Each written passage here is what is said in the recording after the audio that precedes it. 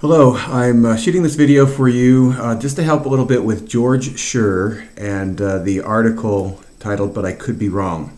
I have open on my computer here a set of the questions. I'm going to go through some of them. I won't answer all of them for you, but I will go through some of them, and I'll also point you to different parts of the essay that might help you. This does not take the place of reading the essay for yourself. Of course, you need to do that, but this might also help you to sort of get your ground or your footing as you work your way through it. So the first thing I'll do is just answer some of the basic questions from the study guide that you'll find there on Desire to Learn if you're in my ethics class. So the first question is, what is Sher's primary aim for his essay? And he says that right in the very first sentence, right? That his primary aim is to explore the consequences of accepting a basic premise that our moral judgments and our moral outlook, he later call it a moral outlook, is determined in a large degree by the way we were raised.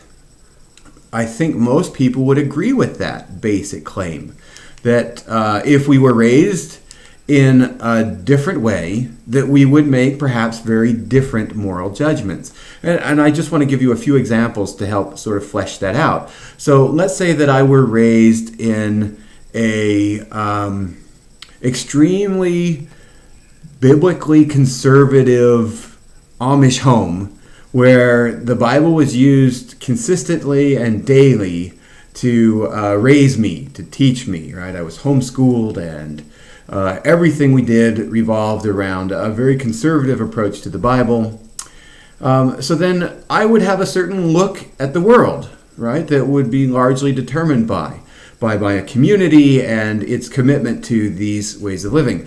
On the other hand, let's say that I were raised in an atheist home in France, where they enjoyed a much more liberal sort of lifestyle and a very free sort of flowing life of artistry and creativity and I don't know what else. I'm not giving you an exact opposite, of course, but just a different upbringing. Let's say that my parents in this life in France routinely had different partners, sexual partners and otherwise. They lived a much more open sort of relationship life, right, with others. Then I would have very different views about what counts as right and wrong in my life. Similarly, what if I were raised by a bunch of thieves who had a certain code of honor, but that code of honor involved, of course, stealing from people, and the more that you could steal, the better a thief you were, the better person that you were. I would, of course, grow up with certain predispositions, certain attitudes, certain ways of making judgments. And all Sher is arguing to start is this basic claim that where you are raised has a huge impact, perhaps a massive, right? Maybe a total impact on your moral judgments. He uses the word contingency for that. And contingency here just simply means depends. Your moral outlook is contingent on your upbringing. Simply means the way you judge right and wrong depends on how you were raised. Most people that I know accept that principle. There are very, very few who would want to argue, I think, against that. So the controversy then that he mentions in the first paragraph is that there's some tension. There's tension in this respect that politically or in public space, we realize that lots of people disagree. Not everybody sees things the same way I do. And we recognize that the way that someone is raised has a huge impact on how they judge things, how they live with others. And in public space, we tend to be tolerant of that. We get along with it. We recognize that, hey, not everybody sees things the way I do because not everybody was raised in the same way that I was. And so we kind of balance things off. But in our private lives, in our personal judgments, I will often hear students say it like this: well, that's okay for that person to live that way, but I'm not going to live that way, right? Referring to any particular way of life that's different from how you were raised or they were raised. So that sort of gets at the controversy or the tension, right? That in public life, we can compromise with others. But in our own private judgments, we tend to stick with the way we were raised as the right way. And that is the controversy. The controversy is quite simply, even though we realize that if we were raised differently, we would think differently, we still in our private lives hold to the way that we were raised as the right way. Right?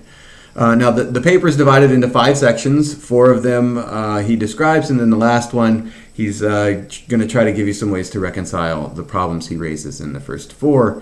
And I'm going to let you just figure all that out, right? So when we get to the second section, which is titled "The Challenge is Not a Form of Skepticism," what I want to do, so you should be able to figure out then what the challenge is. The challenge here fundamentally is, how do I, while recognizing that my moral judgments are based on my upbringing, nonetheless make moral judgments when I realize that every moral judgment I make could be made differently if I had just been raised differently, right? So I think I'm making the right judgments, even though I know I might not be, because my judgments are totally contingent on my upbringing, right? So that's the problem. And the problem doesn't fall back purely to just, well, how can I know anything, right? That's what skepticism is. Skepticism is just the idea that, well, how do we know that anything is the case, right? How do we know the truth at all? So a skeptic would say, well, there's always some possibilities. Like extreme skeptics might say, I'm not sure we ever really landed on the moon. I'm not sure that terrorists really flew airplanes into the Twin Towers at 9/11 or into the Pentagon, right? I'm not really sure that fill in the blank, right? That's sort of skepticism. Is this, we can't really know the truth. We can't really know what's really happening. So on one hand, Sher's argument should sound a lot like skepticism, just skepticism of moral judgments. I can't really know what's absolutely right because all of my judgments about what's right or wrong are based on my upbringing. And I recognize that if my upbringing were different, I would make different moral judgments. Therefore, I have to put on hold my belief that all of my moral judgments are the right ones, because I could believe differently. Therefore, it seems like a kind of skepticism. But Sher is going to argue that it's not simply a form of skepticism, because skepticism would say, in general, you can't know, and so you should be tolerant, you should be patient, you should kind of put your judgments on hold. But when we talk about moral judgments, you can't put your judgments on hold. And I'll give you a quick example to illustrate that. So let's say that in my upbringing, I was raised to believe that you should only have sex with people when you're married to them, and that drugs like crack and marijuana are bad for you.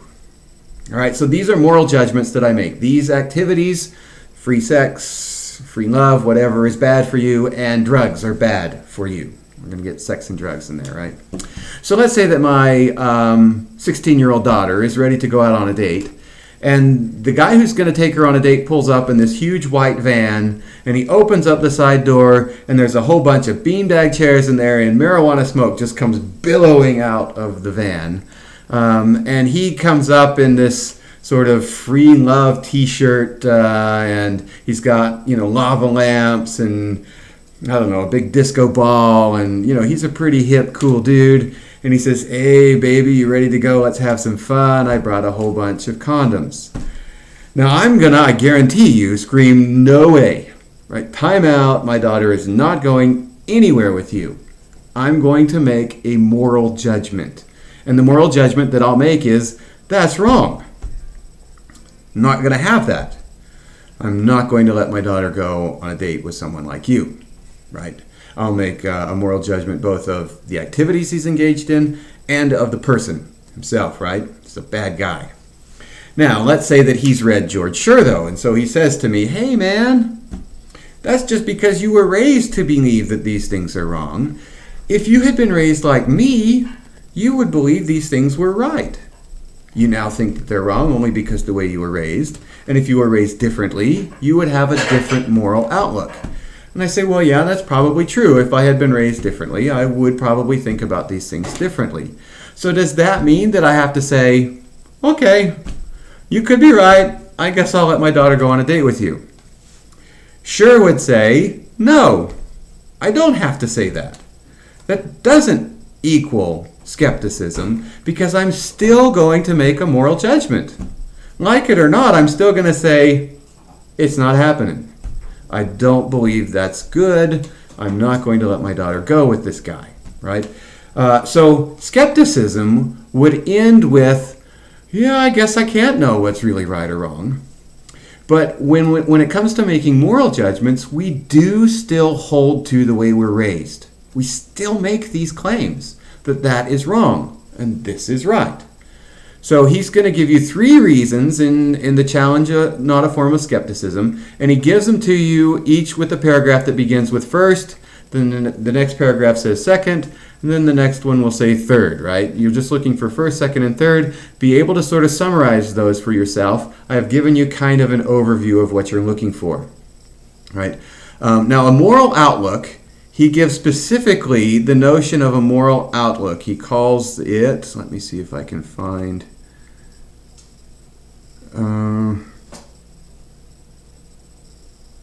the actual phrase. Well, I'm not going to waste more of your time. Moral outlook, you'll find it there.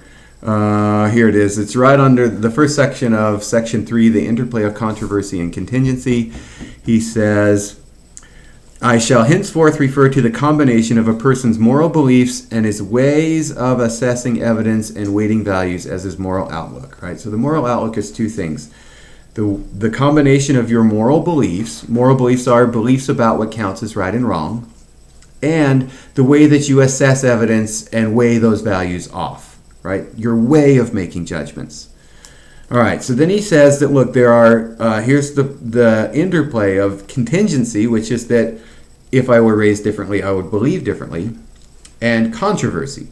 And controversy is that sometimes people don't agree with me about what's right or what's wrong. This happens actually quite often, right? And so controversy is disagreement. 2 people disagree on what's right or wrong. And contingency is I have to recognize that the way I was raised isn't the only way to do things. And that if I were raised differently, I would think differently about things, right? Yeah, that's probably enough for you to get through some of that section. Pay attention to both how your moral outlook is formed, how you use it, what you do with it, and the 2 premises. He's going to argue that these 2 premises have to be taken together and not just individually because it's strongest when they're taken together. If you separate them individually, you end up with a much weaker argument. The point for sure is we want the strongest argument that we can get because that gives us the most to think about, right? So you have to take these premises 1 and 2, and he just numbers them, premise 1, premise 2. They shouldn't be hard for you to figure out. He will argue that they have to be taken together, and he'll explain why as he takes them apart. Last thing that I want to go over with you is something he brings up in the very last section, section 5. This is the conclusion. He makes a really nice statement. We're going to talk more in class about the role of reflection. That's section 4. But section 5, the practical solution to the doubts. We'll talk about that also. Jumping now to the conclusion very quickly. He says this. It's a really great statement. He says that it also suggests that the price we pay for being clear-eyed moral agents may be a disconcerting awareness of a certain inescapable form of bad faith. Sometimes I find it's useful for me to explain what bad faith would be and what Sher means by an inescapable form of bad faith. So bad faith is when you do something that you have fairly good reason to believe that you're not doing wholeheartedly or authentically, that you're not doing it purely or correctly, right? That it's truly the right thing to do. So when you act in bad faith, it's like self-deception in some ways, or doing one thing, but really your heart's somewhere else, right? A good example of acting in bad faith sometimes, a waiter or a waitress. They don't care about you. They don't love you. They don't want you to be happy or unhappy, but they will pretend to care all about you because they know you're going to give them a tip. So they have to do one thing in order to get something else, right? And so when they're doing the waiting, they're doing it roughly in bad faith. It's because they don't really like it, but they're going to pretend that they like it, right? They're going to pretend that they love it. That's a form of bad faith. Now, what Sher means, though, in this case of bad faith, is that we're all going to make moral judgments. But once we realize that we make moral judgments based on our upbringing, and that if our upbringing had been different, our moral judgments would be different, and we still go around making moral judgments, we have to realize maybe we're wrong. That's the name of the essay, but I could be wrong. So I'm going to judge this guy who comes to pick up my daughter with the white van and the marijuana billowing out of the van, and I'm going to say, that's wrong, he's a bad guy. But in the back of my mind, I'm thinking, but I could be wrong. Maybe I'm getting it wrong. Maybe I'm wrong in judging that way about this guy and about these activities. But I'm still going to make the judgments. And that's bad faith. I should feel bad about that to some degree. I could be shortchanging the world. I could be shortchanging this guy. But I'm still going to do it. And now that I realize I'm doing it, I have clear eyes, right? I'm a clear-eyed moral agent. All that means is I know what I'm doing. I can see what I'm doing. And I'm doing it in bad faith. And it's inescapable and it sucks. And yet that's how we live. All right, that's it for today. I'll see you guys in class on Monday. Enjoy reading the rest of the essay and finding all the rest of the answers to the questions yourselves. Bye-bye. All right, can I get your